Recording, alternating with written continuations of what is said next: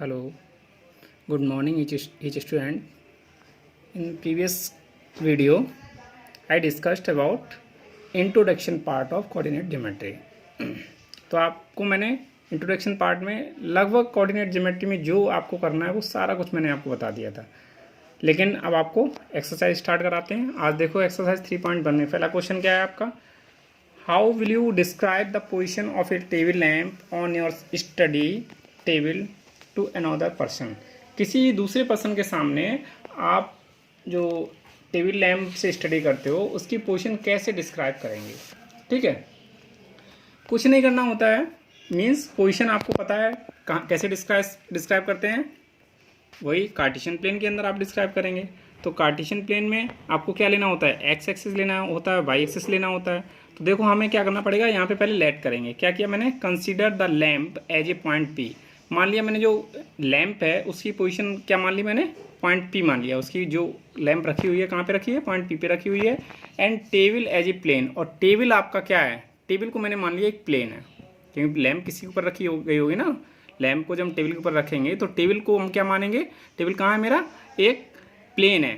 Plane क्या, वही Cartesian plane. ठीक है, अब मैंने क्या लिखा है यहाँ पे, choose any two perpendicular edges of the table. Table की हमने क्या किया, दो परपेंडिकुलर एजेज, ठीक है, वो मैंने चूज कर लिए। ये देखो ओ एक्स और ओ वाई। ठीक है, choose any two perpendicular edges of the table से O X and O Y. ये मैंने मान लिया ओ एक्स और ओ वाई दो आपकी परपेंडिकुलर एजेज हैं टेबल की।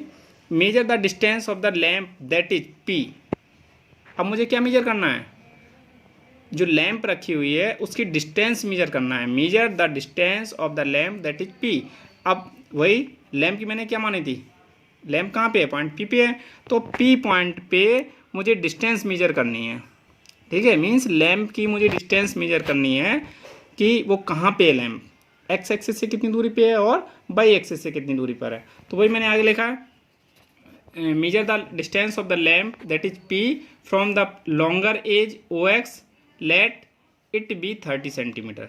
मैंने मान लिया 30 सेंटीमीटर डिस्टेंस कौन सी है भाई, 30 सेंटीमीटर 20 सेंटीमीटर से ज़्यादा है, ये मेरा माना हुआ है। ठीक है, आप यहाँ पे डिस्टेंस कुछ और भी ले सकते हो, ये कोई जरूरी नहीं 20 और 30 लेना है।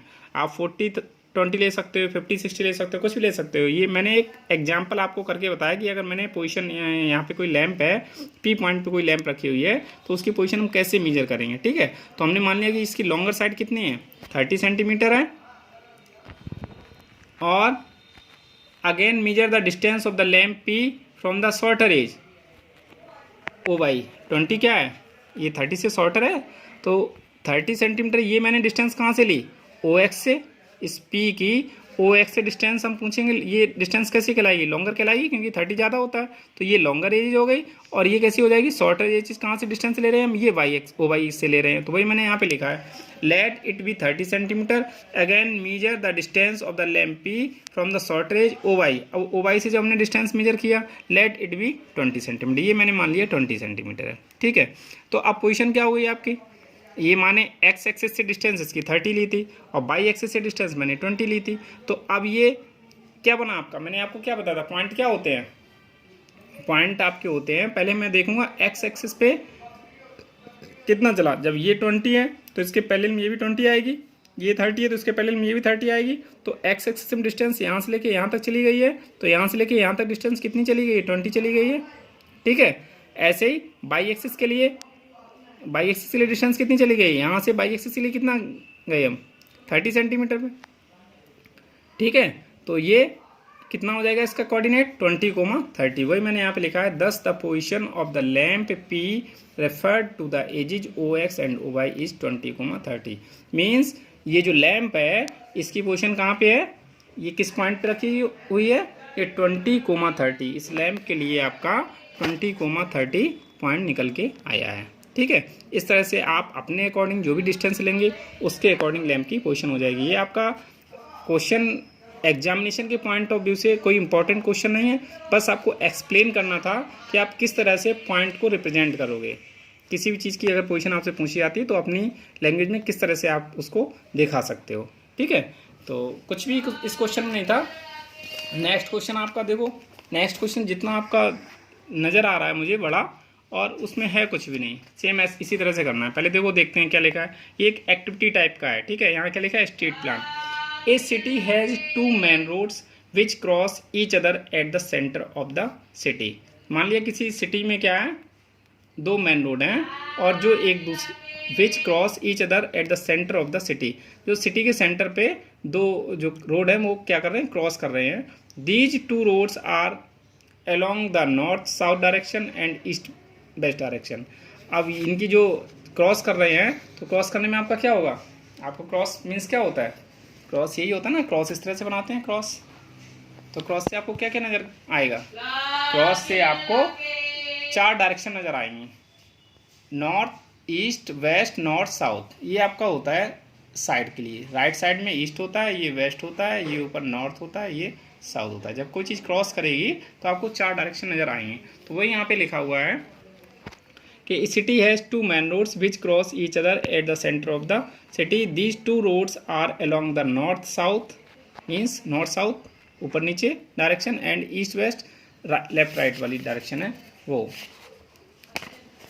All the other streets of the city run parallel to these roads. अब जो ये रोड क्रॉस कर रही हैं इनके पैरेलल में कुछ अलग स्ट्रीट्स जो है वो रन कर रही हैं, आर 200 मीटर अपार्ट। मीन्स जो ये क्रॉस कर रही हैं इनके पैरेलल में कुछ और स्ट्रीट्स हैं, कितनी दूरी पे है, 200 मीटर की दूरी पे है, और वो भी रन कर रही हैं। मीन्स इसके पैरेलल और बहुत सारी गलियां गई हुई हैं, ठीक है। These are 5 streets in each direction. अब वो कह रहा है प्रत्येक डायरेक्शन में क्या है, 5 स्ट्रीट्स है, ठीक है। Using 1 centimetre equal to 200 metre. ये आपका स्केल है कि 1 सेंटीमीटर इक्वल टू 200 मीटर। ये मान लिया 200 मीटर के लिए आपने क्या किया, 1 सेंटीमीटर डिस्टेंस आपने ग्राफ में दिखा दिया। ये आपका स्केल है, ठीक है। Draw a model of the city on your notebook, represent the road streets by single lines.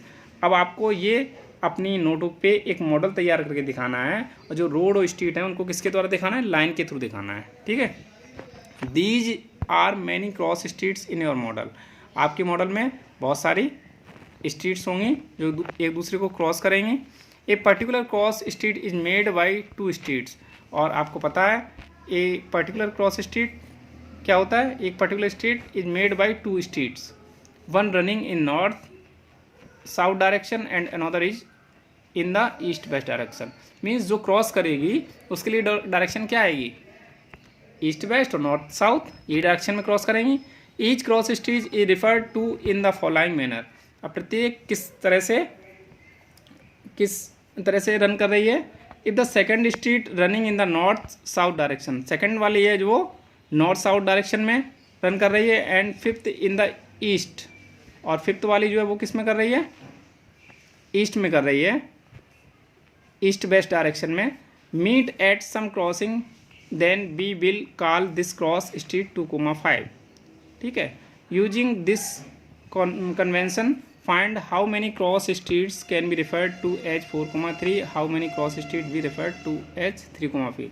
Means ये पूछ रहा है कि 4,3 पे कितनी स्ट्रीट्स क्रॉस कर रही हैं, और इस ये 3,4 पे कितनी स्ट्रीट्स क्रॉस कर रही हैं, कितनी क्रॉस स्ट्रीट्स हैं, ठीक है। नंबर पूछ रहा है कितनी क्रॉस स्ट्रीट्स हैं। तो देखो इसको कुछ नहीं करना है, ये मैंने रफली बनाया है थोड़ा सा। आप अपने इक्वल डिस्टेंस से 1 सेंटीमीटर इक्वल टू, उसने बोला 200 मीटर, तो 1 सेंटीमीटर डिस्टेंस से ही आप डिस्टेंस ले लेंगे, ठीक है। इस तरह से बना लेंगे। ये मैंने रफली बनाया, थोड़ा डिस्टेंस कम ज़्यादा हो रहा है, लेकिन आपको प्रॉपर स्केल की हेल्प से प्रॉपर आपको डिस्टेंस लेना है बेटा, ठीक है। और ये मान लिया ये पॉइंट है मेरा यहाँ से ये ईस्ट डायरेक्शन में, ये नॉर्थ में, ये साउथ में, ये वेस्ट डायरेक्शन में, ये आपका इनिशियल पॉइंट है, ठीक है। अब यहाँ से उसने पहले फर्स्ट पार्ट के लिए क्या पूछा था, स्ट्रीट प्लान से शोन इन द फिगर, ये मैंने दिखा दिए थे। अब कह रहा है 4,3 पे कितनी स्ट्रीट थी, तो 4,3 कौन सा पॉइंट आएगा, यहाँ से 1 2 3 4, ठीक है। 4 एक्स एक्सेस में और 3 कहाँ जाएंगे, वाई एक्सेस में, 1 2 3, तो 4,3 वाला कौन सा पॉइंट मिला, ये मिला। तो 4,3 पे कितनी स्ट्रीट्स क्रॉस कर रही हैं, ओनली 1 कर रही है। There is only 1 cross streets which can be referred as 4,3। 4,3 एक पॉइंट पे आपको एक स्ट्रीट मीन्स जो क्रॉस कर रही हैं वो क्रॉसिंग वाला पॉइंट कितना है, एक ही है, तो वही यहाँ लिखा है, there is only 1 cross street. Cross street means दोनों जो क्रॉस कर रहे हैं एक दूसरे को, तो वो कहाँ है, ओनली 1 आपका पॉइंट है। ये 4,3 पे कितना, केवल 1 क्रॉस स्ट्रीट आपको मिल रही है।